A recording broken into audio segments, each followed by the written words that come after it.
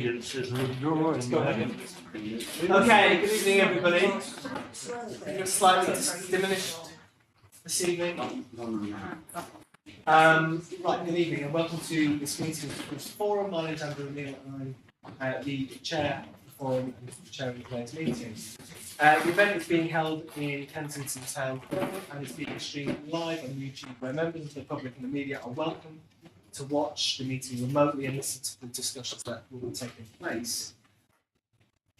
Before we proceed with the meeting, I ask members of the committee and those in attendance to make sure mobile phones are on silent or switched off.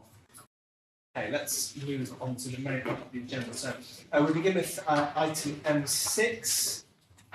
Forum is invited to agree the membership of Academy representatives as nominated by the Academies Group. So we have Mariella Ardron, Chelsea Academy. Unfortunately, Mariella sent me apologies for the contact in a minute. Anna Jordan from Kensington Aldridge Academy, and Karen Wyatt from St Joseph's Catholic Primary School, who is a new addition and is running a couple of minutes late. Will be here shortly. Okay, item A1, apologies for absence. We've had apologies from Mariella, Racine, Butts, Sarah Boette, Claire Dintfall, Craig Hanlon-Smith.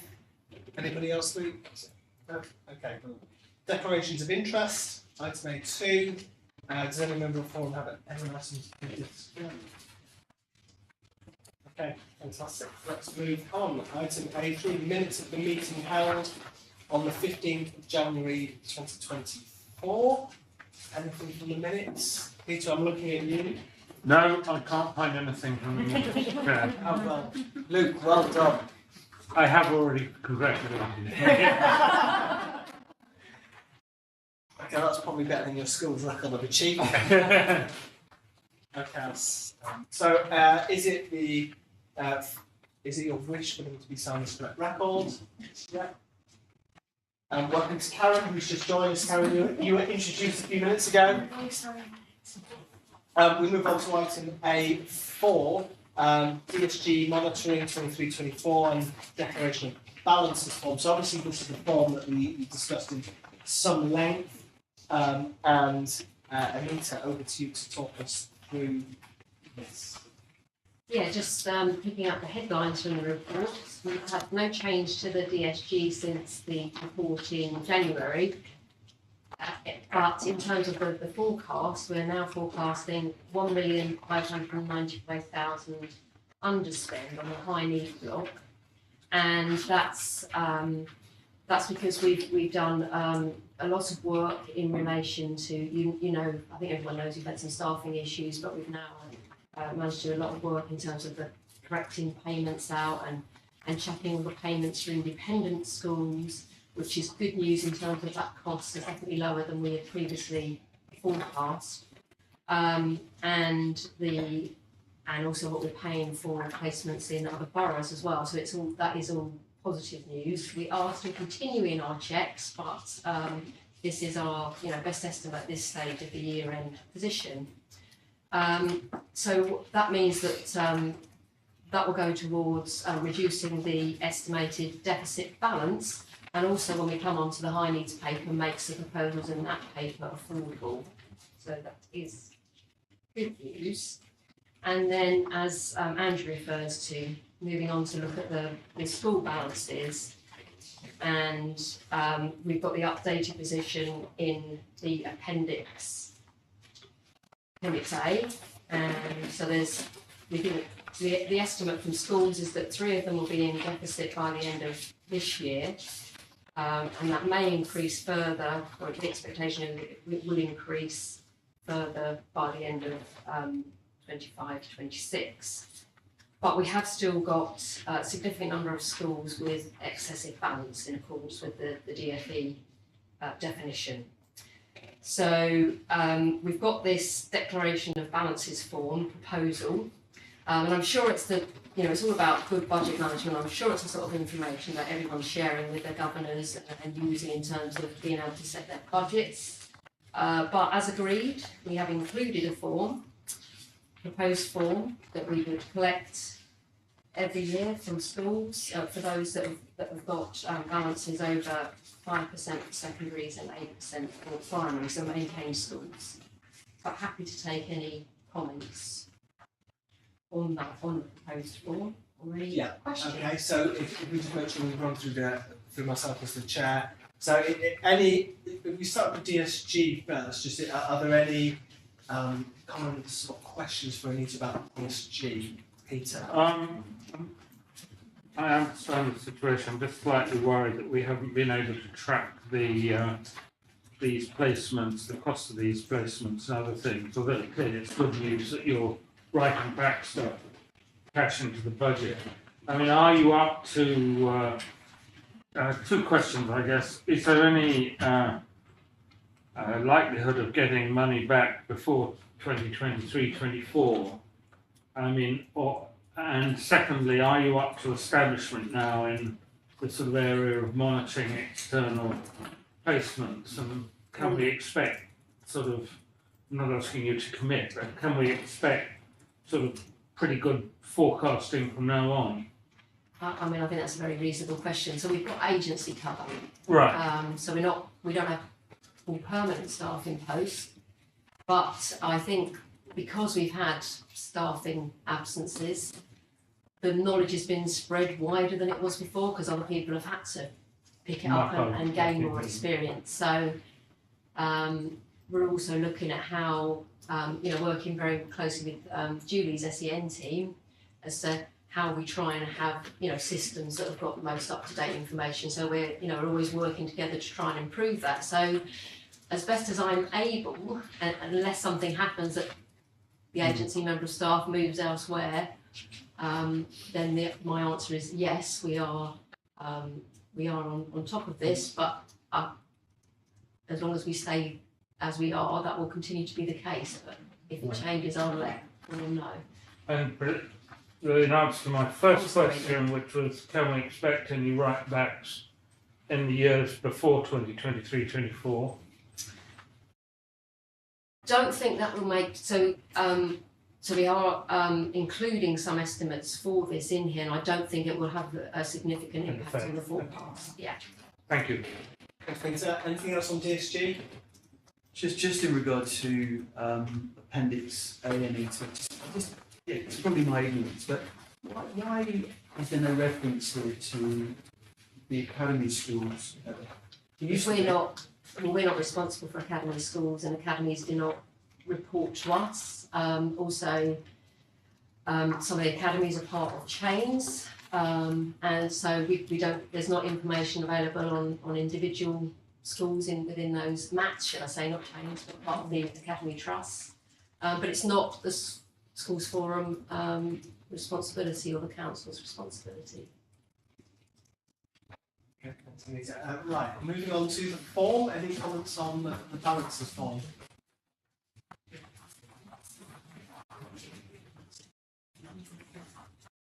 Can I ask you a question? Sorry. On behalf of the nursery schools, we often charge for extended day places.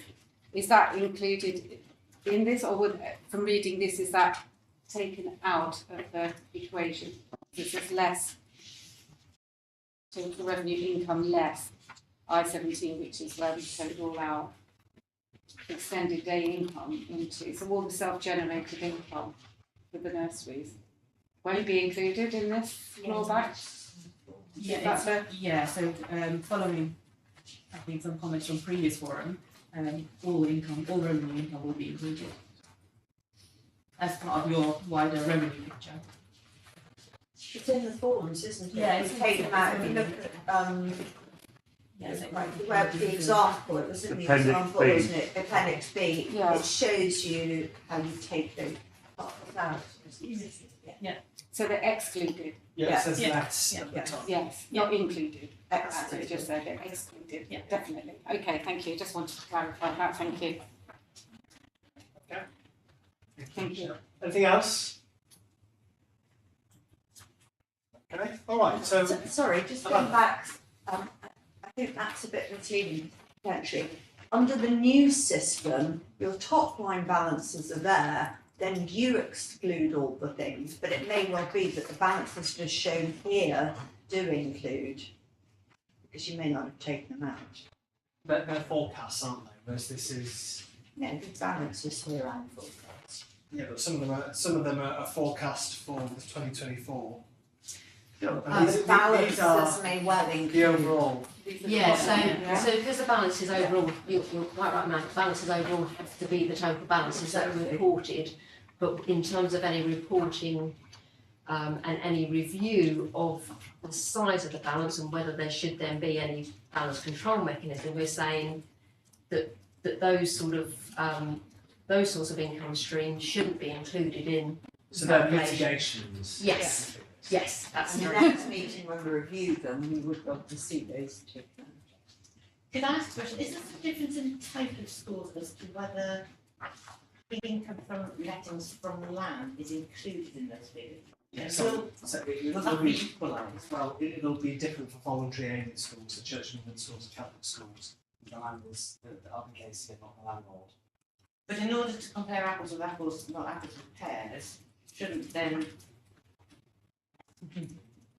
the rest of the local authority schools deduct lettings income? Well, no, because this is funding that's coming through RBKC into land that's owned by RBKC as opposed to land that's owned by, say, the Church of England or Catholic Church. But it's not about ownership of, I appreciate that the income is due to ownership of land, but the comparison of carried forward balances has nothing to do with the But it's ownership all of about legal clawback and what the DFE is entitled to clawback. But it's also a slight moot point because we don't, for example, in a Catholic school or a Church of England school, the revenue that you generate from lettings doesn't even get seen by RBKC at all. It's a completely separate fund. That's a huge advantage. So you could It have. is a great advantage, yeah. But then I suppose the church would say the advantage is that they'll charge rent on the land.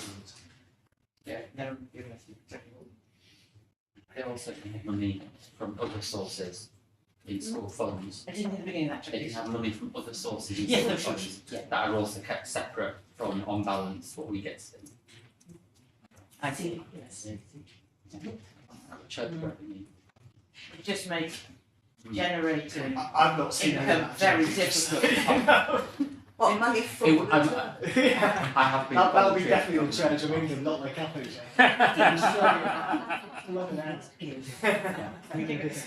Of Speaking course. of the love of Marianne, I have to say that's not the case. Okay, anything else on the form or on DSG? Okay, brilliant. So, Forum has asked to note the 23-24 DSG allocation of just under 85 million, forecast spend of just under 1.6 million, and the reductions that will make to the DSG as per 7.11. Second one, to note the potential increase in the number of schools with deficits, and that support will be provided to schools at most at risk of going into deficit.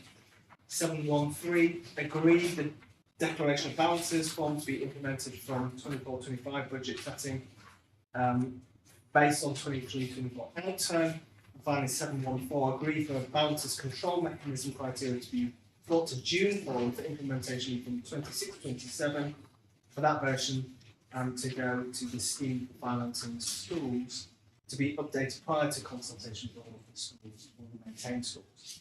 All in agreement? Agreed. Okay, fantastic, thank you.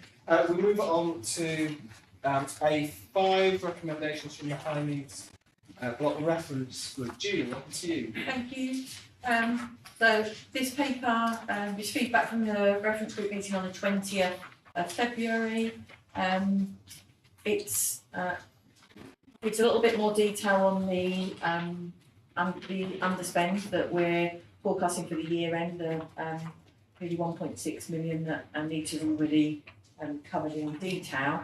And then because of the position that we're now in terms of being able to move through our cumulative deficit, make a contribution to that, we're also able to make some recommendations about increased funding behind these block coming out to schools from the next budget year So just taking you through those recommendations from the High Needs Group. The first one is that the cap that's currently set for bands 8 to 10 should be increased. So that's the point at which the maximum amount of funding is available to mainstream schools for children with education health care plan. So the proposal is that that cap increases to 22,296, and that is from April. And in para 4.2, for bands 1 to 7, that the amount of funding that comes out to schools is increased from April. And it's worth kind of drawing forum's attention to the fact that when we did the increase last year, it was from September, and what we're suggesting here is that it's from April. So it's forum agrees this is an increase straight away at the start of the financial year. And then moving over to section 6, which is about the top up that the schools that host special resource provisions receive. It's a recommendation that the top ups there are increased as well, and schools were asked to send in details of their actual costs for the review group to be able to look at what it is that is on the expenditure side for the schools that host the provision. So again, there's a recommendation there that that's increased. The difference here is that we're suggesting that that increases from September to allow the summer term to review all of the written service level agreements that exist with the host schools and make sure that Forum can be confident that what's being provided for those resources is in line with what we need. So that's Yeah. in a nutshell. It's been done in detail at the High Needs Block Review Group. Yeah. Okay. And this is a bit similar. So, questions from the forum to scrutinise doing the work of the High Needs. Yeah. Chair, excuse me, I have to come out to question from the back. Yes. I'm Dory Italy, so keep the space on my computer. In 2.5, I was interested to know the satellite park, because it's over the Avondale Park for 60 extra children, so to speak. What happened there? Is that because there was just no room because the original school? I mean, it looks good that there's a demand, but There is a demand. Nationally, the number of children with education, health and care plans for autism is about 30%. Here, we have 43% of our children with education, health and care plans have autism as their primary need. So our fantastic new special school that caters for 80 children is full, and we have local children who need the equivalent provision. And so it's amazing that we've got a partnership between our flagship special school and one of our community primaries hosting classes from the special school. I think units in the States, but what are they made of? Sorry, I couldn't hear you. What are the classrooms made of? If they're in a park, they must be in some sort of. Oh, it's a school! No, It's a school! Avondale Park Primary School. Avondale Park. Sorry. Yeah, it's not in Avondale Park, it's in Just Kensington Queensmill at Avondale Park. Sorry, it sounded weird. It's known as at Avondale Park, but it's at Avondale Park Primary School. It's just a contraction. Yeah. Sorry. Dory, Thank you. speaking as a former governor of Avondale, we had this fabulous nursery built on when, I forget, St Anne's Nursery moved over. That nursery is only 50% full. So we've, the school's let out 2 classrooms to Queensmill. Apparently it's going very well. Sounds very sensible. I think the key thing on this is that given the current situation in SEND, which is a national crisis, effectively the fact that the team working with the suite of schools were able to find sort of adaptability and dynamism to do that, it's very impressive. So well We're done. working on it. Absolutely. I have a question, a follow-up question, if I may. You said in your response, we have a decrease higher than the national average. Is that because we assess better, or is that we have a higher concentration of need in the borough? I'm just kind of curious why. So we could sit here for 2 or 3 hours with me pondering why it's above. There's no clear kind of rationale. We don't assess children any quicker than, so we have waiting lists for diagnosis in the same, anywhere else in the country. But we do have higher numbers of children. So it could be a number of factors. There could be a familial link, a genetic link. It could be that families move here because we have special provision. More pushy parent. No, I'm not going to say that because I don't believe that's true. Okay. Okay, right, should we, any other questions, Peter? Yeah. Can you just sorry, I'm a little lost on the table in 4.2. Is the existing early hours for a full 30-hour week, and that's paid pro rata? No, it's 15 hours. So that is the SEN support provision. for 15 hours? Yes. Yeah. Okay. And secondly, I was interested to see this push on, sorry, lost my place here. Comment on eating disorders. Are we, is this a new introduction for the EHCP, or if you've had a eating disorder, have you always been eligible, provided it's severe enough? I think what we're saying there is that our health colleagues are identifying young people with some really complex mental health disorders that perhaps we hadn't seen. They're very low numbers, but they're because each young person is complex, what they require in terms of support is equally Tailor-made, yeah. Are they still being placed at the hospital or at Woodley? So we've got about 20 places at the hospital school on the St Charles campus now, where we can support young people stepped down from Tier 4. But Tier 4 is inpatient provision. So we've got inpatient provision at Chelsea Hospital in Lavender Walk. Right. So what this is saying is, that's a very small discrete provision, but they're noticing an upturn. You can imagine a 10% increase would be like one young person. Yeah. So Okay, thank you very much. It's brilliant that we can see the independent post-16 going down. It's gone down by such a significant amount. Is that's obviously this year's whole year survey. Is it expected to go down by even more next year? Because obviously we've got some part year survey this year. Or are these run-on surveys? I think it's a mixture of both. We can definitely, remember we bought the deficit management plan, we definitely have, action to be able to reduce our usage of this type of provision, so we want to do that. Yeah, and but we also have some young people where we might have been making provision and not needing to make quite so much provision. Just to sort of illustrate it, some of these placements can be £500,000 for one placement for 1 year.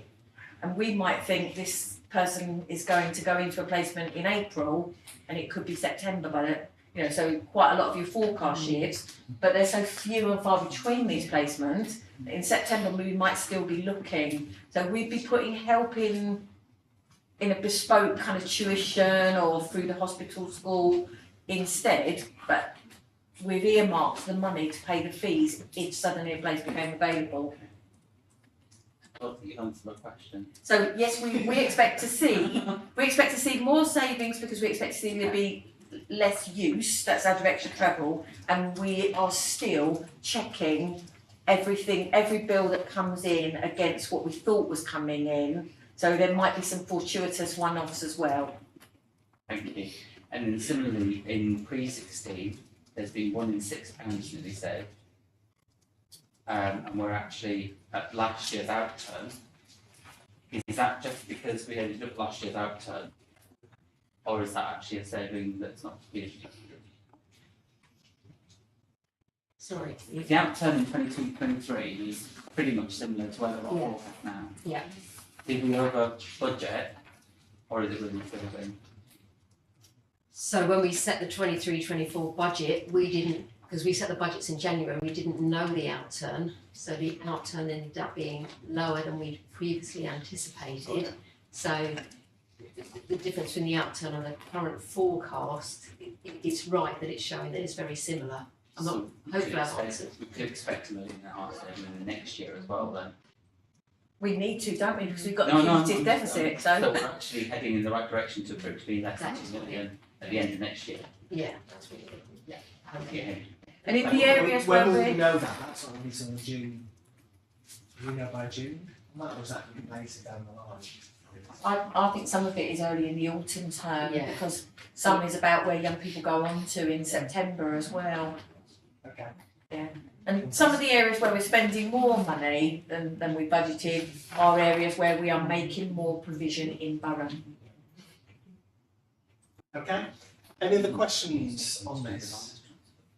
Okay, all right, let's move on. So forum are asked to, in 9.1, note the High Needs block forecast on DSG cognitive deficit position. 9.2, approve the recommendations related to the capping of bands 8 to 10 and increases to other top-ups in section 4. Approve the proposed top-ups for the SRPs from September 24, subject to the SLA review, and note the impact of special school funding increases. That's in section 6. And finally, 9.4, note the forward plan for the high needs block review group. All in agreement? Yep. Yep. Yep, okay, fantastic. Right, any other business? No, 28 minutes. Right,